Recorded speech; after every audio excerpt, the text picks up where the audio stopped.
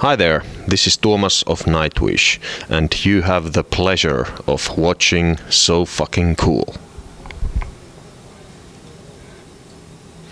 One of the best stories from the road that I've ever heard comes from our orchestrator, Mr. Pip Williams, who tells me this is actually a true story.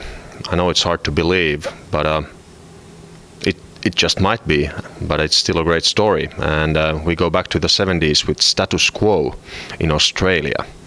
And they were touring there, and in the night their van hit a kangaroo, and the kangaroo died. It was there lying on the road like that.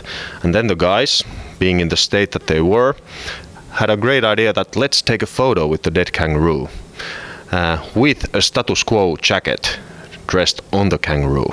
So they took the jacket, put it on the poor animal, lifted him up, and then posed with him as a band. Here's our new lead singer, Mr. Roo. And at that point, the kangaroo actually revived. He didn't die and went off into the Australian wilderness wearing the jacket. And he might still be there. So if you see a kangaroo in Australia wearing a Status Quo jacket, you know why. True story.